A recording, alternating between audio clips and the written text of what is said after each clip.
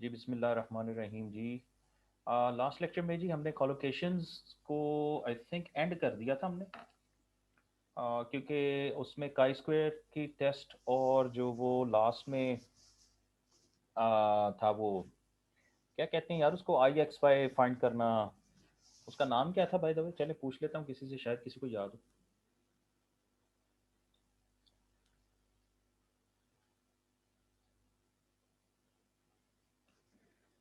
वो जो log base 2 निकालते हैं,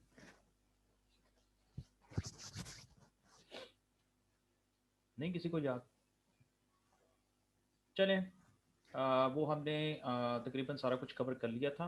मेरे ख्याल में प्लेंटी ऑफ एग्जांपल्स थी। अच्छा बाय द वे वो एक क्विज था, अनफॉर्चुनेटली वो लास्ट वीक में आपका नहीं हो सका, वो आज होगा 7:05 पे, ठीक है? और अच्छा मैं आपको थोड़ा सा गाइड कर दूं। क्विज इस तरह से है कि एक वर्ड का डॉक्यूमेंट मैंने बनाया है, छोटा सा क्विज है, हार्डली 5 मिनट्स भी नहीं लगने हैं आपके। अ, और लेकिन मैंने ये किया है कि जी मैंने वो वर्ड का डॉक्यूमेंट बना दिया है, और वो आप हर बंदे के लिए एक एक डॉक्यूमेंट ओपन हो जाएगा, आपने बस उसमें अपना आंसर टाइप करना है और उसको सेव करके आपने सबमिट करवा देना है। तो अगर इसमें कोई इश्यू है किसी का तो मुझे बता दें, क्योंकि फिर हम ये करेंगे कि आप ये भी कर सकते हैं कि आप अपने हैंड रिटन जो का पेपर लें, उस पे प्लीज़ आईडी और नेम टॉप पे लिख लीजिएगा, और जो भी इसका सोल्यूशन है उस पे लिखें, और उसके बाद आप ये कीजिए कि उसकी स्नैप ले लें, पिक्चर ले लें, और वो आप अपलोड भी कर सकते हैं। अगर किसी को इश्यू है तो ये भी यूं भी कर सकता है, ठीक है? Yes sir. तो सर जी जी। सर दोनों मेथड ठीक ही हैं, जो जिस तरह करना चाहे कर सकते हैं अपनी मर्जी से।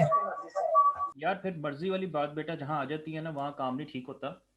मेरी देखें पहली प्रेफरेंस तो बेटा ये होगी कि आप वर्ड का डॉक्यूमेंट सबमिट करवाएं। तो सर फिर दूसरी, हम ऊपर ही टाइप कर देंगे, वही बेस्ट है। मैंने बेटा वही कहा है आपके लिए, वो जो डॉक्यूमेंट बेटा होगा ना, क्वेश्चन वाला डॉक्यूमेंट, उसी को ओपन कीजिएगा। उसी में आईडी और नेम ऊपर ना टाइप करने के लिए कहा गया है, आपने आईडी और नेम टाइप करना है, क्वेश्चन उसमें बेटा गिवन है, और आपने उसका टाइप करके आंसर सेव करके तो उसे बेटा आपने टर्न इन कर देना है। आई होप आप टर्न इन वगैरह तो जानते ही है ना कि कैसे करते हैं क्लासरूम में। जी सर जानते हैं sir, thank you very much. लेकिन बेटा इसमें फिर भी ना कुछ लोग, कुछ स्टूडेंट ने एतराज़ भी किया था जी, वो maybe I don't know कि वो शायद फ़ोन से कनेक्ट करते हैं, उनके पास कंप्यूटर नहीं होता, you know there could be many reasons.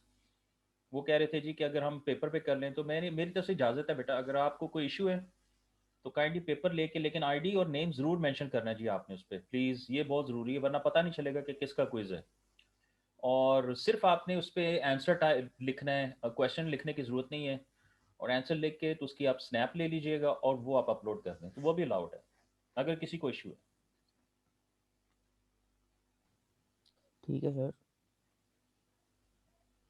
Okay, तो एक टास्क जो है वो, अगेन मैं थोड़ा सा आजकल टाइम के हिसाब से थोड़ा सा पीछे चल रहा हूँ, इंशाल्लाह इस वीकेंड तक जी मैं कवर कर लूँगा। तो वो जो एक टास्क आपका पेंडिंग है, कॉलोकेशंस के ऊपर एक छोटा सा टास्क आपको दे देंगे, ताकि आप वो जो लेक्चर्स में हमने काम किया था वो आप अपने हाथों से प्रैक्टिस कर लें। तो इंशाल्लाह उसके बाद जो है वो एक असाइनमेंट जो है वो मैं देखता हूँ कि असाइनमेंट निकलती है, कि अगर हुई तो इंशाल्लाह फिर वो भी मैं अपलोड कर दूँगा, ठीक है? जी सर ठीक है। जी ओके। ठीक है सर। तो वो भी कल मुझे पता चला एग्जामिनेशन से कि इस दफ़ा वो मिड टर्म भी प्लान हो रहा है, और वो तो बल्कि बड़ी अच्छी बात है। मैं तो चाहूँगा कि पेपर ज़रूर हो, क्योंकि इस तरह से ऑनलाइन ओनली रहने से ना, देयर आर सर्टेन ऑब्जर्वेशंस मेरी जो हैं स्टूडेंट्स के बारे में, वो जो है ना वो ठीक नहीं है। तो अगर पेपर हो जाता है दैट वुड बी ग्रेट, क्योंकि वहाँ पता चल जाएगा कि आप लोग वाकई लेक्चर में हैं, या सिर्फ ये मीटिंग ऑन करके तो कोई इधर गया हुआ है, कोई 9-2-11 हुआ है, यू नो। जी चलें सर ये सही हुआ है। ठीक। तो आई थिंक वो प्लान हो जाएगा, और जैसे ही होता है तो आपको इन्फॉर्मेशन तो आ जाएगी। एक लेक्चर वैसे आप, मुझे पता चला है कि आपकी क्लास जो है एक लेक्चर ऑन कैंपस भी ले रही है डॉक्टर ज़ियाद साहब से।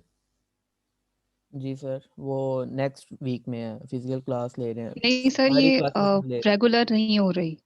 वो सिर्फ एक हमारे, क्योंकि उनके प्रैक्टिकल वर्क ज़्यादा होता है, तो सिर्फ उसके लिए एक फिजिकल क्लास है जिसमें सर वाइवा लेंगे। उसके अलावा से ऑनलाइन होती हैं सब क्लासेस। ओके। अच्छा वैसे मैंने एक रिक्वेस्ट की है उनसे कि ये डेट चेंज किया जाए, बिकॉज आज के दिन माशाल्लाह इससे पहले मेरी 2 क्लासेस हुई हैं 3 आवर्स की। तो आप समझ सकते हैं कि मेरा जो इस वक्त टेम्परामेंट है या ब्लड शुगर लेवल है वो कहाँ पर है। तो वो मैंने उनसे रिक्वेस्ट की है जी वो फ्राइडे को मूव कर दें वापस, उनकी मेहरबानी, क्योंकि मेरे लिए 6 आवर्स की टीचिंग जो है ना वो एक दिन में करना, इट्स वेरी पेनफुल। और फिर इस लेक्चर में जो है ना आके मेरी थोड़ा सा मोटिवेशन लेवल अपना जो है वो थोड़ा सा कम हो जाता है। तो अगर ऐसा हुआ तो please don't mind, okay. No issue sir. हाँ जी, चले जी स्टार्ट करते हैं। बिस्मिल्लाह रहमान रहीम। मैंने रिकॉर्डिंग स्टार्ट की हुई, yes. Okay, any questions from the previous lecture?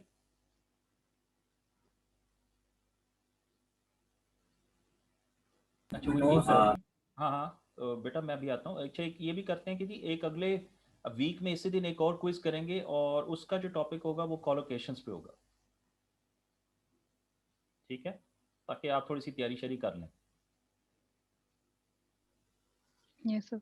Okay, सो कॉलोकेशंस के अंदर वो 3 जो टेक्निक्स हैं उसमें से किसी एक के ऊपर आपको एक छोटा सा प्रॉब्लम दिया जाएगा जिसे आप सॉल्व करें, या डी टेस्ट में दिया जाएगा या काई स्क्वायर में दिया जाएगा। और अगर तो हो सकता है कि देयर इज एन ऑप्शन कि कोई एक दो दे दिए जाएं, यानी दो 3 में से 2 पे दे दिया जाए काम करने के लिए। जाहिर है उसका टाइम फिर उस हिसाब से मैं एडजस्ट कर लूँगा, लेकिन वो जो 3 टेक्निक्स बताई गई हैं बेटा उसके लिए आपको तैयार रहना चाहिए। सो यूँ समझिएगा, नेक्स्ट अगर हमारा लेक्चर लेट से फ्राइडे को मूव हो गया तो फ्राइडे को क्विज कर लेंगे, अगर ना मूव हुआ थर्सडे को रहा तो थर्सडे को कर लेंगे, ठीक है जी। कोई क्वेश्चन जी बेटा ठीक मैंने है। पूछा था और कोई बात करने लगे थे, सॉरी मैंने बात काट दी उनकी। जी बेटा। तो सर ये नेक्स्ट क्लास में भी क्विज है, तो आज वाला क्विज नहीं होगा फिर?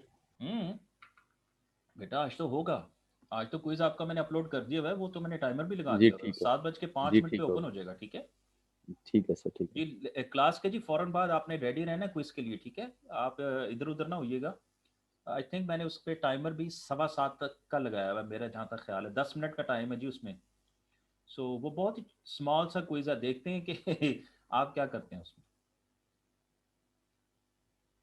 जी, एनी एनी क्वेश्चन जी बेटा, मैं वही बार बार पूछूं, कॉलोकेशंस का टॉपिक काफ़ी वो, उसमें काफ़ी चीज़ें थी, तो कोई क्वेश्चन है तो बताएं।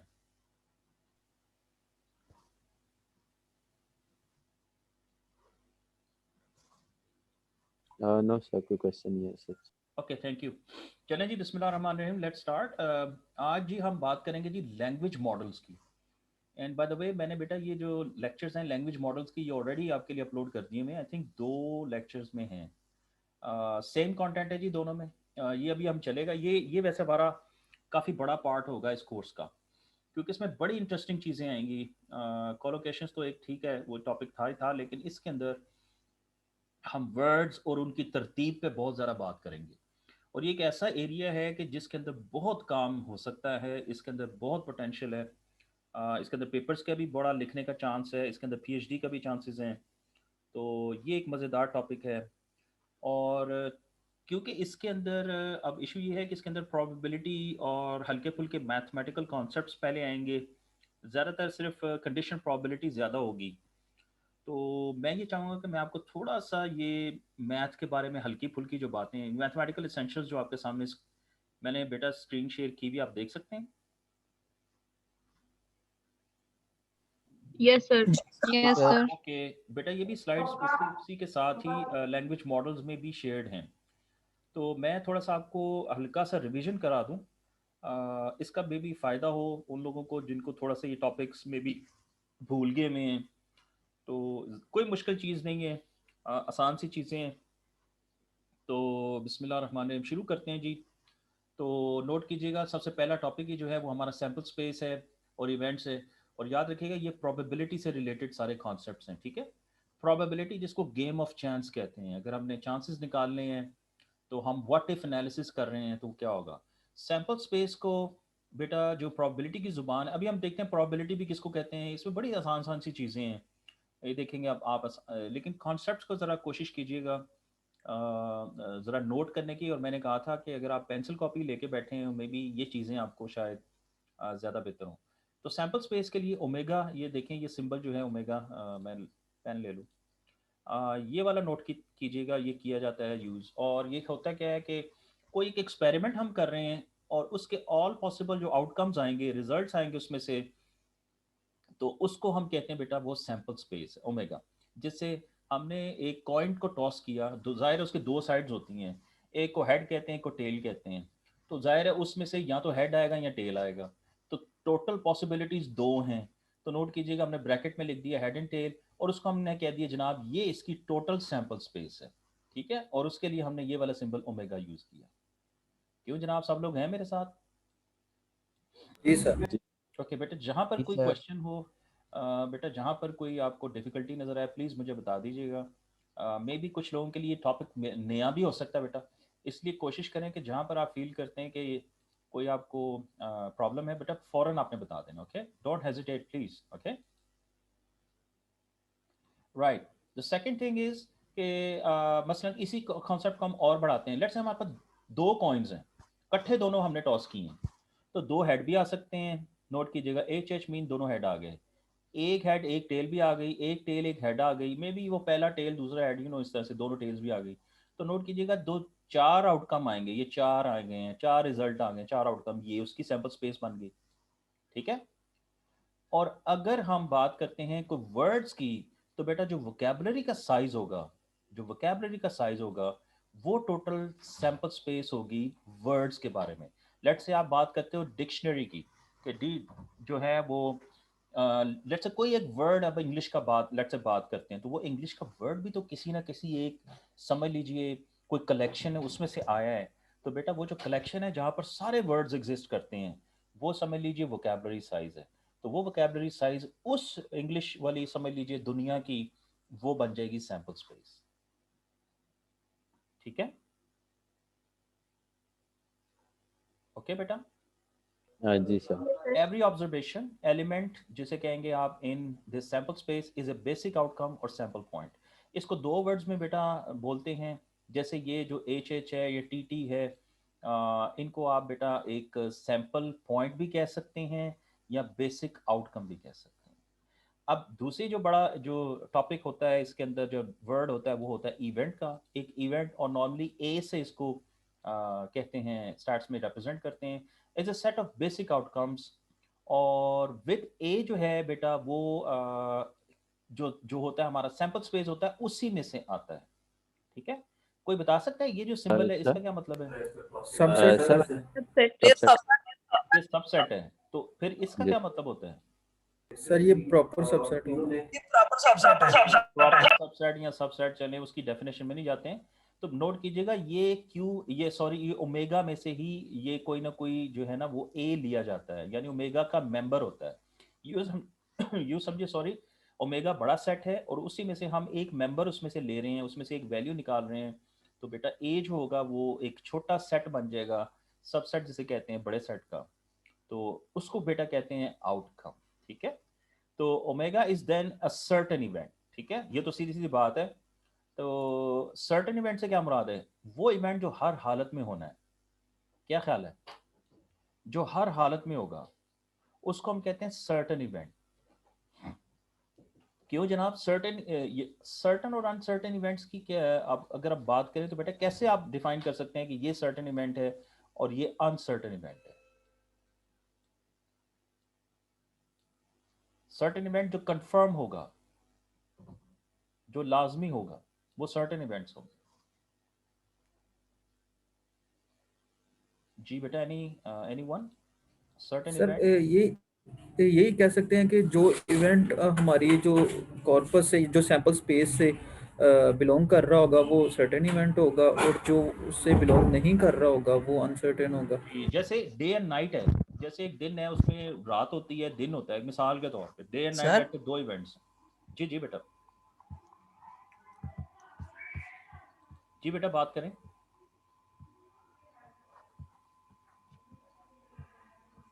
सर वैसे इस पे मेरी एक चीज़ है, क्या हम ये सैंपल स्पेस या ओमेगा ये हमारा कॉर्पस है और ये जो यस सैंपल पॉइंट है ये एक यस, टोकन ये एक वर्ड होगा। हाँ ये वर्ड होगा, आप ये ले सकते हैं ना? है। जी बिल्कुल ले सकते जी, ठीक है। तो सर फिर omega is this certain event, मतलब वो सर हैं। ऐसे ही है, उसी में से बेटा, उसी समझ लीजिए कॉर्पस से ही कोई ना कोई वो वर्ड होगा ना, जी सर। उसी में से और आएगा, सर वो हम सर्टेन हम इवेंट। पूरे कॉर्पस को हम सैंपल स्पेस कह जी रहे हैं ना, ऐसे ओमेगा ही, उससे कह रहे बिल्कुल ऐसे ही, वो वोकैबुलरी साइज जो है वो यहाँ पर देखिएगा ना, ये वाली जो बात हुई थी हमारी, हैं। जी सर, ये एग्जैक्टली वही। इस पॉइंट पे, ठीक है। अच्छा, जो जी सर। जो ये वाला होता है इज द इम्पॉसिबल और नल इवेंट, ये वैसे इसको क्या पढ़ते हैं इस सिंबल को? सर ये फाई है? 5 हाँ, 5 बोलते हैं सर। इसको कुछ लोग फाई बोलते हैं, लेकिन मेरे ख्याल में इसको अगर आप किसी अंग्रेज से बात करें तो उसको फी बोलता है, जैसे FEE फी। ठीक है, शायद हम फाई बोलते हैं, वो फी बोलते हैं, पता नहीं क्या चक्कर है इसका। खैर, ये फी है जी, ये इम्पॉसिबल या नल इवेंट होता है, यानी ये वो वाला इवेंट होता है जो हो ही नहीं सकता।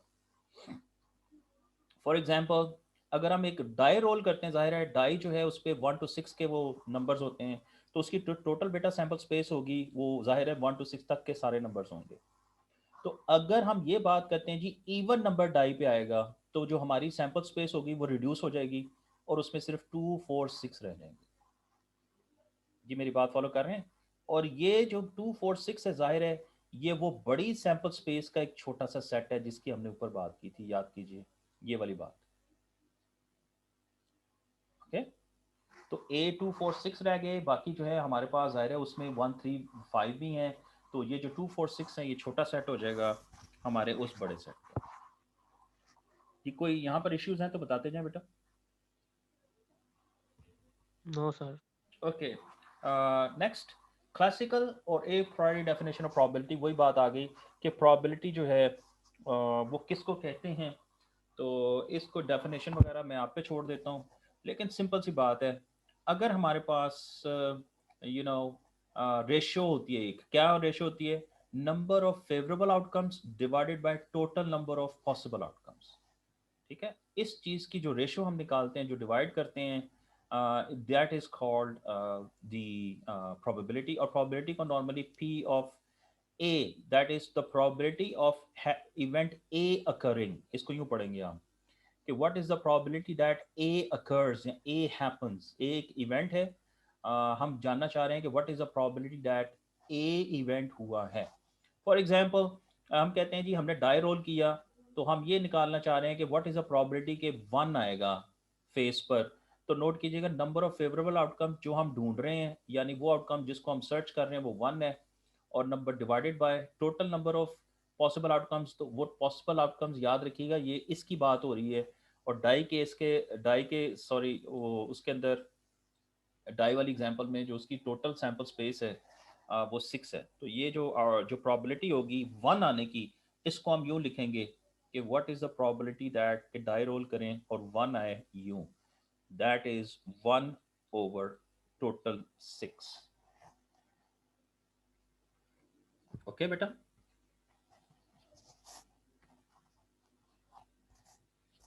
जी ठीक है सर। ठीक है जी। ओके, इवेंट्स एंड प्रोबेबिलिटी, और वही बात आगे बेटा, प्रोबेबिलिटी ऑफ एनी इवेंट को यूं इंडिकेट किया जाता है P ऑफ A से, also called the prior probability. अच्छा, प्रायर प्रोबेबिलिटी, प्रायर का वर्ड किसको कहते हैं बेटा? प्रीवियस को, प्रीवियस, एक स्टेप पहले। तो प्रायर प्रोबेबिलिटी को भी इसको कहा जाता है, या इसको सिंपल प्रोबेबिलिटी भी कहते हैं। ठीक है, that is a probability before we consider any additional knowledge. वही बात आ गई यहाँ पर, उन्होंने बता दिया आपको कि प्रायर की डेफिनेशन क्या है, कि अभी तक जो प्रोबेबिलिटी आई है वो अभी हमने जो अगली इंफॉर्मेशन है उसको अभी हमने कंसीडर नहीं किया। एग्जाम्पल, लेट्स से हम 3 टाइम्स एक कॉइन को टॉस करते हैं, तो तीनों हेड आ जाएं, 2 दफ़ा हेड, 1 दफ़ा टेल आ जाए, एंड सो ऑन। ये डिफरेंट पॉसिबिलिटीज़ हैं, क्योंकि तीन दफ़ा हमने उसे रोल किया है एक जो कॉइन को, तो टोटल नंबर ऑफ आउटकम्स कितने आएंगे इसके?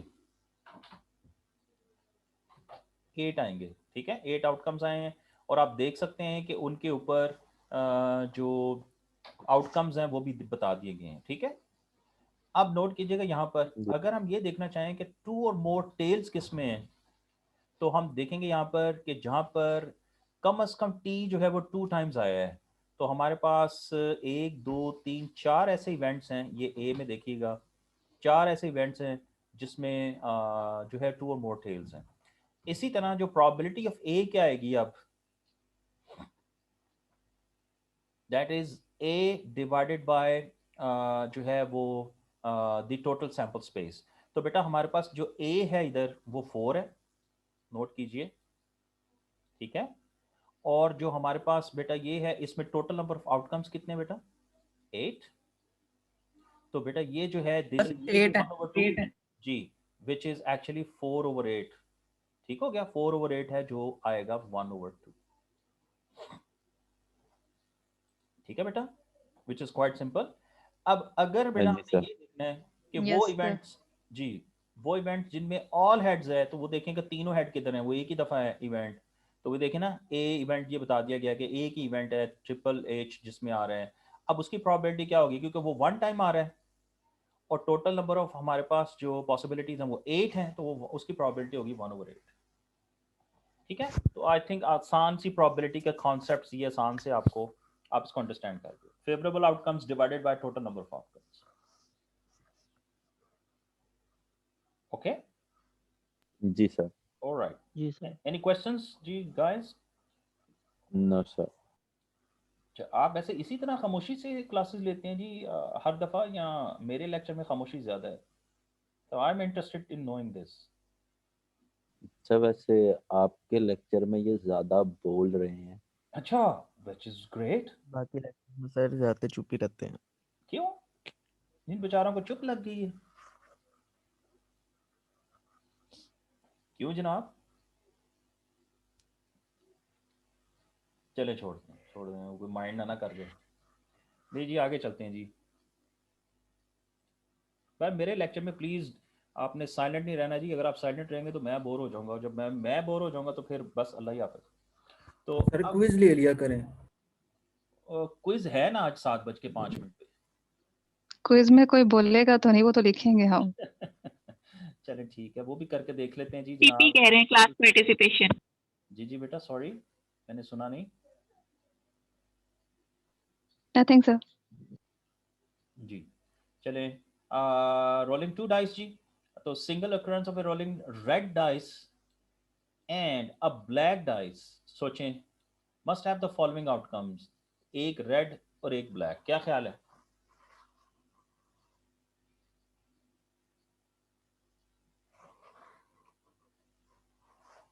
तो इसकी जो सैंपल स्पेस बनेगी, सोचें जरा। अब दो डाई हैं जी आपके पास, एक पे भी 1 से लेके 6 नंबर तक है, दूसरे पे भी 1 से लेके 6 नंबर तक है। दोनों को डाई रोल करेंगे, जाहिर है हो सकता है दोनों में 1 1 आ जाए, हो सकता है एक में 1 आ जाए, दूसरे में 2 आ जाए, हो सकता है 1 3, इसी तरह इन कॉम्बिनेशंस को बनाते जाएं।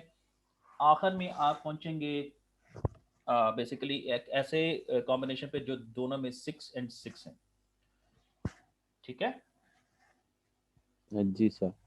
जी सर। तो आप नोट करेंगे कि ये बेसिकली टोटल नंबर ऑफ जो आउटकम्स आ रहे हैं वो कितने आ रहे हैं जी? 36। इसके 36 आएंगे 36। सर। 36 आएंगे ना जी, एग्जैक्टली 36 आउटकम्स।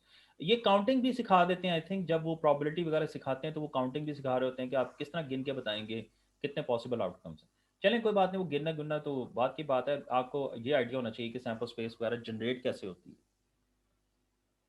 ओके, इसी तरह से अगर हम ये इवेंट लें कि दोनों डाई सेम आ जाए, यानी हमने दो डाई हमारे पास, दोनों को रोल किया है, और हम ये जानना चाहते हैं कि वो इवेंट्स हमारे पास आ जाएं, वो पॉइंट्स आ जाएं जहां पर दोनों सेम है। तो नोट कीजिएगा ये 6 आएंगे, तो दोनों सेम वैल्यूज आनी चाहिए। अब इनकी प्रोबेबिलिटी क्या होगी दोनों की? क्यों जनाब?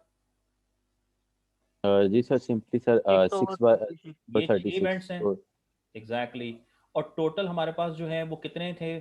36। 36। तो ये 1/6 आ जाएगा। ठीक है जी जी, सर। और 1/6 को करेंगे तो क्या यही आंसर आता है जी? यस एग्जैक्टली यही आंसर आता है। श्योर? मैंने वैसे कैलकुलेट नहीं किया, देख लीजिए, जी सर कोई यही कैलकुलेट आता करके देखें। है, यही आता है सर। ओके, तो अगर टोटल 5 आए, मिसाल के तौर पे एग्जांपल है, तो वो 5 में 1 4 2 3 3 2 4 1, अब जाहिर है ये 4 हैं, तो इसकी अगर आपने टोटल प्रोबेबिलिटी निकालनी है तो ये डिवाइडेड बाय अगेन टोटल 36, तो you will get this answer. और यस टोटल इज प्राइम, और प्राइम नंबर यानी याद रखिएगा प्राइम जो है वो मिनिमम जो है वो 2 होता है, 2 is the only even prime. 2 3 5 7, ये देखें ये भी 3 है, अगेन 2 1, ये भी 3 है, ये भी 3 है, लेकिन वो जो सीक्वेंस है वो डिफरेंट है। 2 3 5, ये गिनने पड़ेंगे कितने बनते हैं, और उसके बाद अगर इनकी प्रोबेबिलिटी आपने निकालनी है, यू गेट द आइडिया, इनका टोटल निकाल लें, काउंट कर लें कितने हैं और डिवाइड कर दें 36 पे। 0.416। 0.41। हाँ, जो भी वो बनते हैं, ये कितने हैं वैसे? 1 2 3 15 15 15 ओवर 36, तो वो इट्स इजी। अच्छा एक चीज़ और प्लीज़ आप सब लोगों के लिए है यार, अब कैलकुलेटर्स का प्लीज़ अपने पास अरेंजमेंट रखना है आपने, क्योंकि on the mid term day definitely अगर आपका पेपर होगा बेटा तो you will need your calculators. Remember phones को इस्तेमाल नहीं करने देंगे हम, ठीक है? फ़ोन्स बिल्कुल यूज़ नहीं होंगे। So don't count on it कि आप फ़ोन लेके जाएंगे और आप उसका कैलकुलेटर यूज़ करेंगे, नो। तो प्लीज़ सिंपल कैलकुलेशंस के लिए कुछ सिंपल कैलकुलेटर्स का आपने बंदोबस्त कर लेना, यानी इन्वेस्टमेंट कर लेनी है ओके आपने सर। छोटी मोटी, ठीक है जी? जी sir. Okay. Probability properties, probability function और प्रोबेबिलिटी डिस्ट्रीब्यूशन की बात हो रही है अब। ओके ये क्या होती है? प्रोबेबिलिटी डिस्ट्रीब्यूशन जो होती है हमेशा याद रखना, उसकी जो जो रेंज होती है हमारे पास, याद रखिएगा प्रोबेबिलिटी की, वो 0 to 1 के दरमियान होती है। ओके कोई भी प्रोबेबिलिटी। अच्छा ये बड़े मजेदार है जी, लोग प्रोबेबिलिटीज कैलकुलेट करते हैं, कहते हैं जी इसकी प्रोबेबिलिटी आई है 99.36, तो बंदा परेशान हो जाता है यार है कि प्रोबेबिलिटी जी 99.36 आ गई।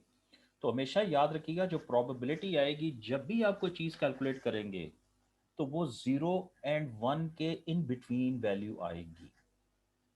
1 से बड़ी वैल्यू आ ही नहीं सकती।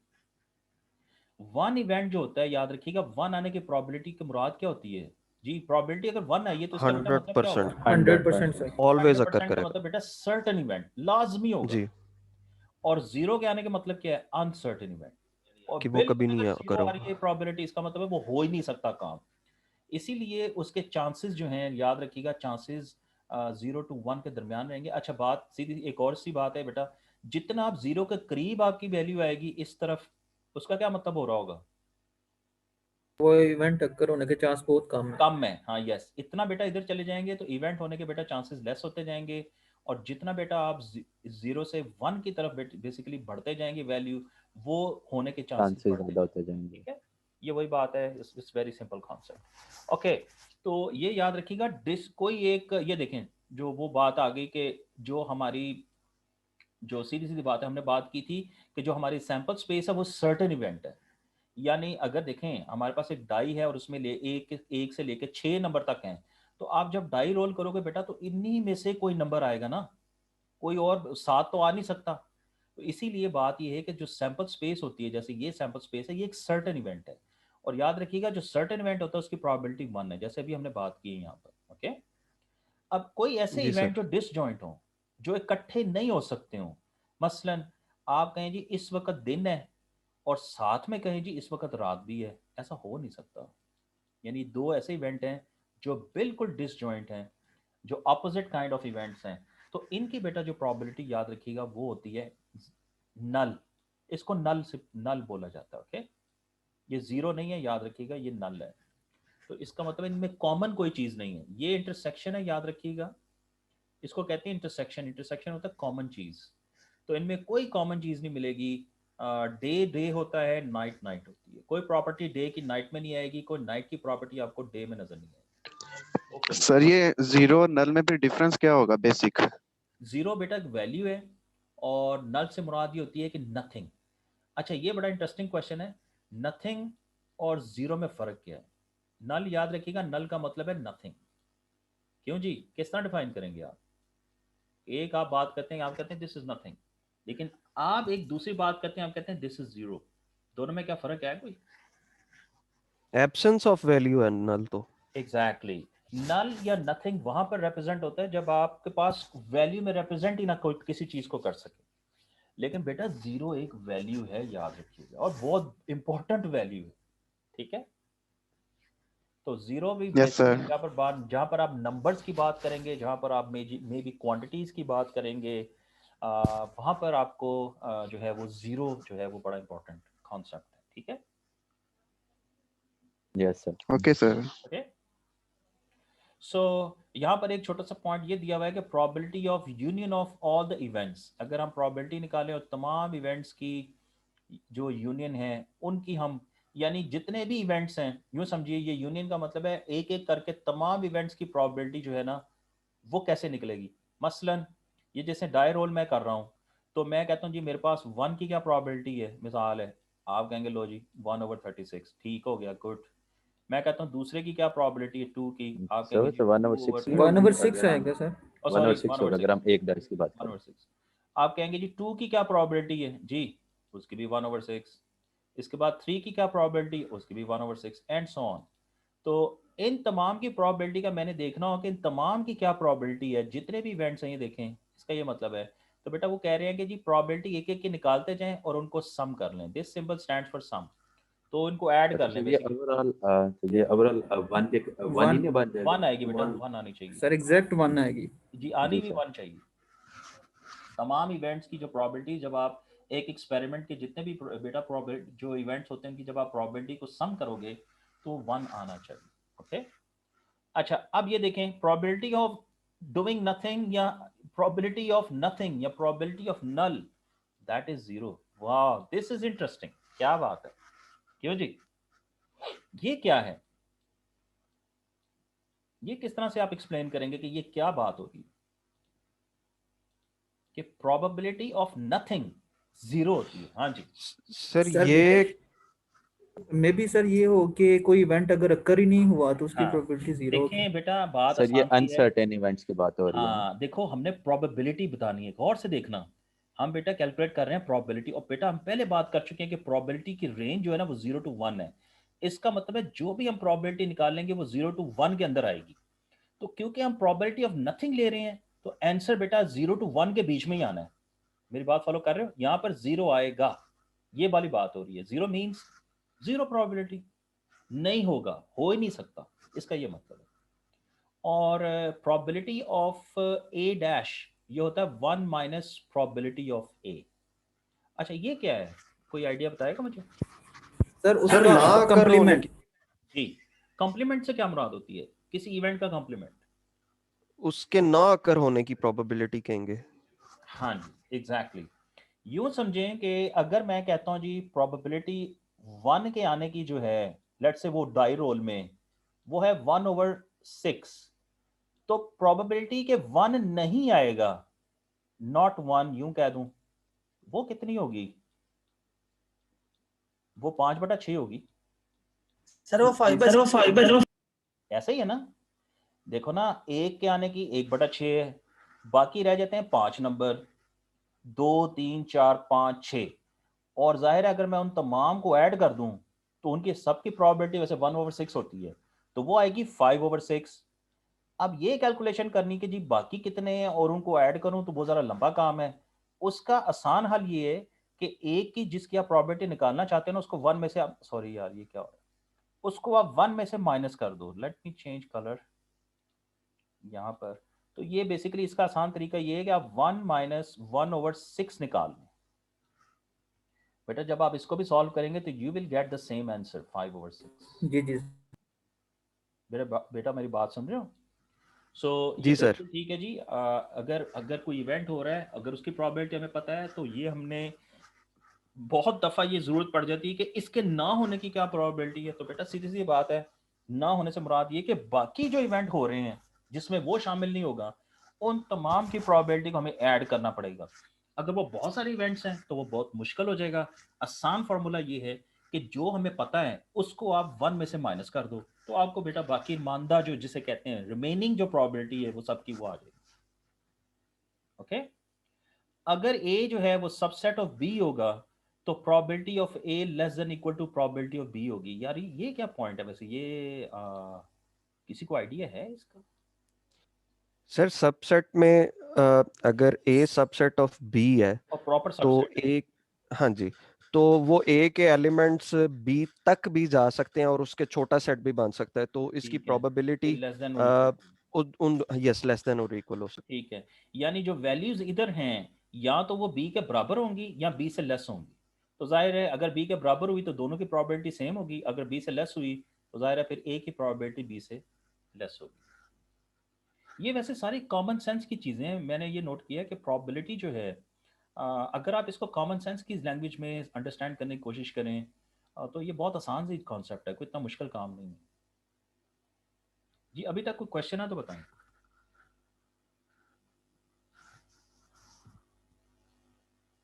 Okay no sir. Okay, joint probability, ये हमें इसकी बड़ी ज़रूरत पड़ती है जी। No sir.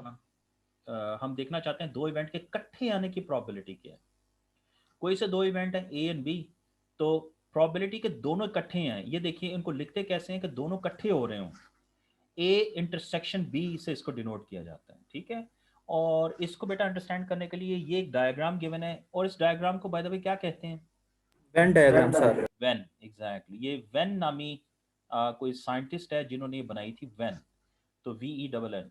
तो ये एक वेन डायग्राम है जी, नोट कीजिएगा। यहाँ पर दोनों इवेंट्स हैं, ए ये है, बी ये है। तो और ये नोट कीजिएगा, ये जो सारी वर्ल्ड है ग्रीन वाला, ये सैंपल स्पेस है। तो दोनों के जो अकर होने के बराबर वाला जो इनका जो कॉमन जो एरिया है वो ये वाला है, और that is A intersection B. तो बेसिकली हम ये वाली प्रोबेबिलिटी फाइंड करने की कोशिश कर रहे हैं जी। अगर दो इवेंट हो तो नोट कीजिएगा joint probability of A comma B जिसे कहते हैं, ये दरअसल होती है probability of A and B जब दोनों इकट्ठे हो रहे हो। और यानी इकट्ठे होने से मुराद ये है कि दोनों का कोई कॉमन, जैसे यहाँ सेक्शन हम देख रहे हैं वेन डायग्राम में। ओके जी सर। Yes, sir. ऑलराइट। तो अब इसकी एग्जांपल्स, लेट्स से कोई अगर दो डिसजॉइंट इवेंट है, याद रखिएगा E एंड F, तो उनकी जॉइंट प्रोबेबिलिटी है वो एम्प्टी होगी, ठीक है। ये E और F कहाँ से आ गए हैं? ये कोई एग्जांपल दी हुई है यहाँ पर? चले, क्योंकि मुझे लगता है कि यहाँ पर ना कोई स्लाइड मिसिंग है। चलिए लेट्स सी दिस एग्जांपल। ई और एफ, अच्छा याद रखिएगा जॉइंट प्रोबेबिलिटी दो इवेंट की ये आ रही है नथिंग। ये कब होगा वो दोनों डिसजॉइंट है, जी? ई और वो एफ। इस तरह से इनके बनेगी, जो यस। वेन डायग्राम बनेगी वो इस तरह से बनेगी, इस तरह से। यानी ये इकट्ठे होंगे, ये ए है लेट्स से, ये बी है, बट कोई ऐसी चीज नहीं है जो इकट्ठी हो रही हो इनमें। दोनों सेपरेट इवेंट है, डिसजॉइंट इवेंट्स हैं। तो उनकी जो प्रोबेबिलिटी होगी, याद रखिएगा बेटा, वो फिर नल होगी।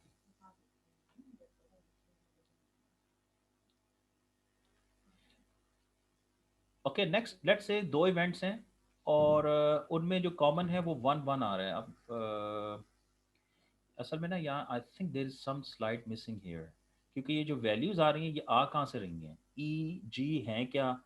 एफ और G, I think we are missing दो सेट्स हियर। ओके चले मैं इसको देखता हूँ। सर सर जी सर, मैं भी वहाँ पर वो कुछ जी सेट्स वो दिए गए हैं डेटा और मिसिंग है, उनका ई हल एफ जी का डेटा सर? मिसिंग है, सेट्स हैं। जी जी बेटा।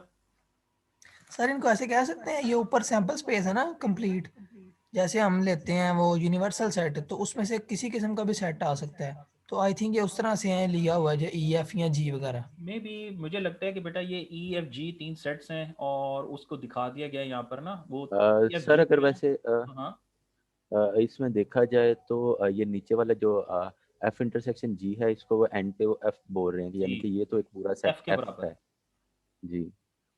तो बट ई और जी के बारे में हम कुछ नहीं कह सकते।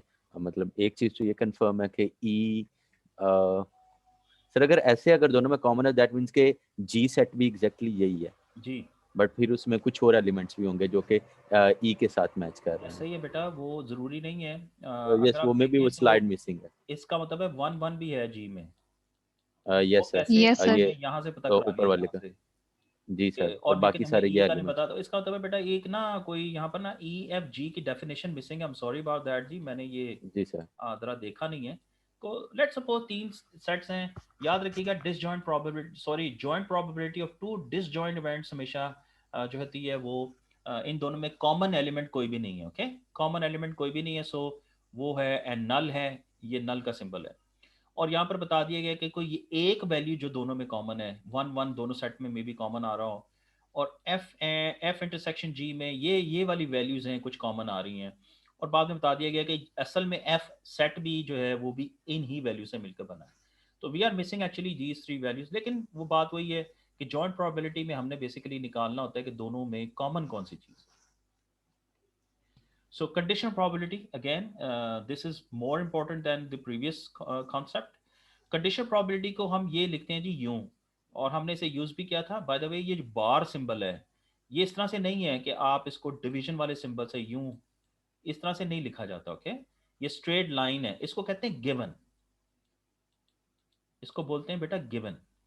तो आप दरअसल इस पूरी टर्म जो है ये ब्रैकेट में इसको पढ़ेंगे ए गिवन बी।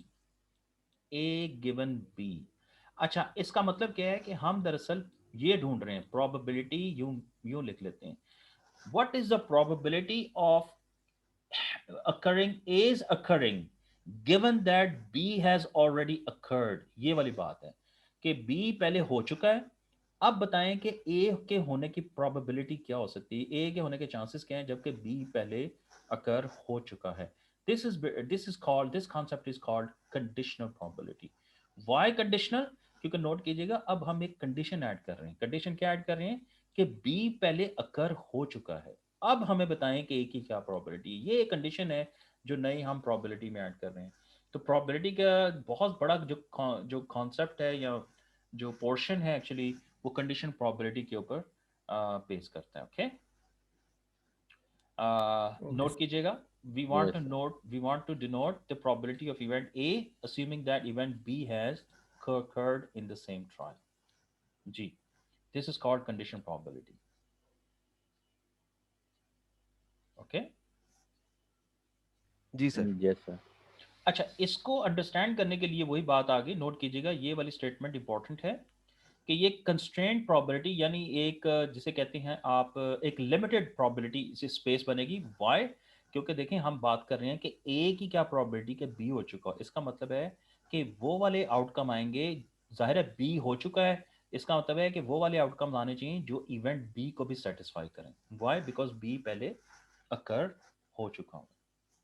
ओके, ये प्री फिल्टर है which selects only outcomes which satisfy B, ये वाली बात। अच्छा, let's see some examples here, maybe इसकी कोई जो है वो हम अंडरस्टैंड करें। ओके, कंडीशन प्रोबेबिलिटी को वेन डायग्राम की मदद से आप देख सकते हो।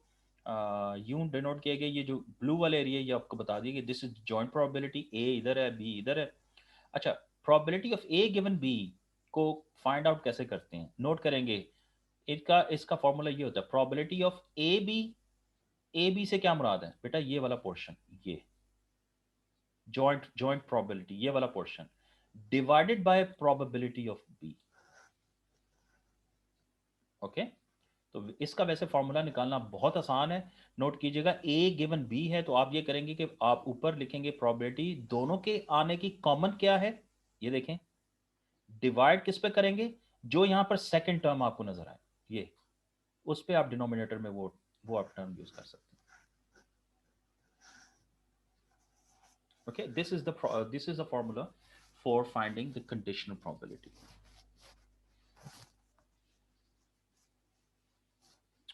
ठीक है सर, हम इस सेम फार्मूला को ऐसे भी तो लिख सकते हैं ना, probability of B and A over probability of A. जी, वो भी लिख सकते हैं, उससे भी कोई फर्क नहीं पड़ता। आप देखेंगे आगे जाके हम कि ये असल में आप इसको ए बी लिख दें बी ए लिख दें कोई फर्क नहीं पड़ता।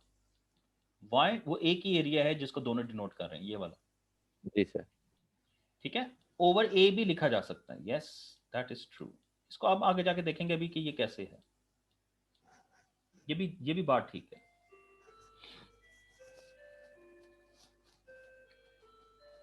ओके, एग्जाम्पल, इसकी एग्जाम्पल देखते हैं जी। टाइम का भी प्लीज बता दीजिएगा मुझे। तो 2 मिनट ही रह गए, पीछे शायद आपकी बेटी पायानो भी बजा रही है। 4:05 पे होती है कि 4:06 पे, सॉरी 5:06 पे होती है। सर 5:10 पे 5:05 पे, तो जी सर सर 5:09 पे सर। 5:09 पे चली गई, तो फिर हम 5:05 पे ब्रेक कर लें। जी सर 5:10 पे कर लें। 5:10 पे कर लें या 5 नहीं, ऐसे करते हैं 5:05 पे ब्रेक करते हैं और 5:15 तक 15 मिनट आगे ले जाते हैं ना, तो 5:20 पे इंशाल्लाह दोबारा रिजॉइन कर लेंगे। ठीक है, ठीक है sir. Okay, 2 coins are tossed, 2 coins toss हुए। What is the condition? देखें, कंडीशन प्रोबेबिलिटी के 2 इवेंट चाहिए हमें, ए और बी। इसका मतलब है कि खाली एक इवेंट से काम नहीं चलेगा, अब आपको कोई दूसरा भी ऐड करना पड़ेगा। तो यही वजह है कि यहाँ पर 2 कॉइन्स की बात हुई हुई है ताकि 2 इवेंट हों। What is the condition probability that 2 heads result? Given that, अब हमने probability किसकी फाइंड करनी है जी, दो हेड आए, यानी probability of जिसमें 2 हेड्स होने चाहिए। और कंडीशनल क्योंकि ढूंढ रहे हैं तो कंडीशन क्या है, given that there is at least 1 head, ये कंडीशन है। कि हमारे पास कंडीशन जो है वो ये है कि एटलीस्ट एक हेड जो है वो होगा, तो इसका क्या चांस है कि 2 हेड जो हैं वो आने चाहिए। यानी इसका मतलब है हमने 2 कॉइन टॉस किए, एक हेड तो आ गया एक पे, लेकिन दूसरे पे हेड और टेल आने के देखें, हेड भी आ सकता है, टेल भी आ सकता है, ठीक है। दूसरे कॉइन पे हम प्रोबेबिलिटी ये देखना चाह रहे हैं कि दोनों पे हेड अब क्या आ रहा है, गिवन दैट एक पे हेड आ चुका हो। जी प्रॉब्लम अंडरस्टैंड किया जी। बिल्कुल सर। तो इसकी सैंपल स्पेस क्या होगी, जाहिर है वो हम पहले देख चुके हैं। टोटल सैंपल स्पेस हमारे पास ये 4 इवेंट्स होते हैं। तो ए इवेंट, हम जाहिर है हमने एक चीज ये बात की थी कि एक इवेंट वो हमारे पास है कि जी के जिसमें एक हेड है। अगर हम वो देखें तो वो 3 इवेंट ये वाले होंगे जिसमें 1 टाइम हेड आएगा इन चारों में से, ठीक है। और बी क्या होगा, जाहिर है बी इसमें वो वाला इवेंट होगा जिसमें दोनों हेड्स आ रहे हैं, और वो एक ही इवेंट है, नोट कीजिएगा, दोनों हेड्स, ठीक है। जी सर। ओके, तो अब वही बात आ गई। तो ये क्या प्रोबेबिलिटी आई जी, क्या क्या प्रोबेबिलिटी आप कहेंगे इसको, क्या किस तरह से निकलेगी ये प्रोबेबिलिटी यहाँ पर। ये वैसे 1/4 होगी क्योंकि टोटल जो है वो हमारे पास 4 हैं और हमें दोनों हेड्स चाहिए। जी ये 1 है, सिर्फ एक ही इवेंट है जिसमें 2 हेड्स आ चुके हैं। और नोट कीजिएगा टोटल नंबर बेटा वो ये है, नोट कीजिएगा यहाँ पर दिया हुआ है कि एक हेड जो है वो लाजमी आना चाहिए। इसका मतलब ये है कि 3 ऐसे जो आउटकम्स फिर हैं वो ऐसे 3 हैं होंगे, 1/3। वो 3 है जिसमें बेटा एक हेड है, इसका मतलब है एक है जिसमें दोनों हेड्स हैं, तो टोटल बेटा इसकी जो प्रोबेबिलिटी होगी वो 1/3 होगी, हो जाएगी। ठीक है। जी सर। ओके, सो चेन रूल ये भी बड़ा जी यूज होता है, और वो वही बात आ गई है जो अभी थोड़ी देर पहले बात हुई थी कि नोट कीजिएगा अभी हमने कंडीशन प्रोबेबिलिटी देखी है, हमने कहा जी कि हम उसको यूं भी लिख सकते हैं। अच्छा अब इसको ये देखें, अगर मैंने ये वाली चीज फाइंड करनी है, ये वाली जॉइंट प्रोबेबिलिटी इनकी, तो कैसे करेंगे। ये दो देखें, अगर आप मैथ समझते हैं तो इसको एक साइड पे ले जाएं तो ये इससे मल्टीप्लाई हो जाएगा, ये दोनों टर्म्स आपस में मल्टीप्लाई हो जाएंगी। तो ये देखें कि मेरे पास इनकी जो जॉइंट प्रोबेबिलिटी है वो दरअसल इसके बराबर होगी। और ये कैसे आई है, घबराना नहीं है आपने, देखें मैंने इसको इधर लिख लिया है, बाकी दो टर्म्स आपस में जाहिर है मल्टीप्लाई हो जाएंगी एक साइड पे। ये देखें A given B into probability of B, okay. इसी तरह से सेम ये है बी गिवन ए जो है, अगर हमने निकालनी हो तो सीधी बात है सेम वही फॉर्मूला है, लेकिन डिनोमिनेटर ए होगा इस दफा। तो ए गिवन बी अगेन यहां पर ये देखिएगा, तो ये किसके बराबर होगा, सॉरी ए बी, ये देखें ये इसके बराबर होगी, B given A into probability of A, okay. तो आप नोट कीजिएगा दोनों ये सेम है, गौर से देखें, ये चीज और ये चीज सेम है। तो कहने का मतलब ये है कि इनकी जॉइंट जो प्रोबेबिलिटी है उसको अगर हमने निकालना है तो आप बेशक इसको इससे निकाल लें, इस फॉर्मूला से, या इस फॉर्मूला से कैलकुलेट कर लें, दोनों सेम चीज,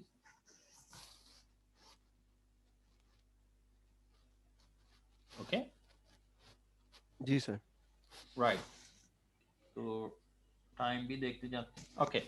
तो विथ 3 इवेंट्स, अब 3, ये तो 2 की बात हो गई, ये तो 2 की बात हुई है। अब असल में जो चेन रूल है वो कहते हैं कि अगर आपने बहुत सारे वर्ड्स की या बहुत सारे नंबर्स की कंडीशन प्रोबेबिलिटी फाइंड करनी है, एक हुआ है उसके बाद दूसरा हुआ है और बहुत सारे नंबर्स इस तरह आप ये भी देखना चाह रहे हैं कि वो भी हो चुका है वो भी हो चुका है, तो वो कैसे करेंगे, that is the chain rule. वो कहते हैं लेट्स से 3 अगर हमारे पास हुए हैं ए बी सी, तो जो इसको फाइंड कैसे करेंगे, the probability that A occurs times, times का मतलब होता है मल्टीप्लाई करें, the probability that B occurs assuming that A has occurred, ठीक है, कि हम फिर B की probability निकालेंगे, the probability कि वो A occur हो चुकी है, times multiply करेंगे C occurs assuming that A and B have already occurred। तो ये है जी मल्टीप्लाई बेसिकली हम करते हैं, ठीक है जी। बात समझ रहे हैं बेटा, ये जी बेटा सर। बेसिकली बात ये है, let me change the colour here. तो मैंने अगर प्रोबेबिलिटी ये निकालनी है कि प्रोबेबिलिटी ए बी सी क्या होगी, that is equal to note कीजिएगा, the probability of A occurred is probability of A multiply किससे, probability of B, that is probability of B given A, multiply यहां पर probability of C given what, A and B have occurred, A comma B, यूं इन तीनों को हमें आपस में मल्टीप्लाई करना पड़ेगा। ओके, तो अगर हमने एक से ज़्यादा समझिए इवेंट्स की प्रोबेबिलिटी निकालनी है तो फर्स्ट इवेंट की probability multiplied by second event जो कि बी है, शर्त ये है या कंडीशन ये है कि ए हो चुका है which is B given A, multiply करेंगे तीसरे इवेंट की प्रोबेबिलिटी, शर्त ये कि उससे पहले दोनों इवेंट हो चुके हैं, तो वो इस तरीके से निकलेगी जी। ये वही बात है, यहाँ पर नोट कीजिएगा, ये वो बात हो गई थी कि हमने इन तमाम की अगर प्रोबेबिलिटी निकालनी है तो ये इस तरह से निकलेगी, probability of A1 multiplied by probability of A2 given A1, probability of A3 given A1 A2 दोनों हो चुके हैं, and finally probability of AN given कि उससे प्रीवियस तमाम इवेंट्स हो चुके हैं। तो this is how chain rule is applied and this is remember important in our course. हम देखेंगे इसकी एक और बड़ी मजेदार सिंप्लीफिकेशन वो आज आपको बताएंगे जो कि मार्कोव रूल है जी। तो ये है जी कि अगर मल्टीपल इवेंट्स के हमने प्रोबेबिलिटी निकालनी है तो चेन रूल हम कैसे अप्लाई कर सकते हैं। ठीक है जी, अब हम ब्रेक लेते हैं जी, इंशाल्लाह we will meet again at 5:20। Okay, thank you everyone. Okay sir जी ओके सर।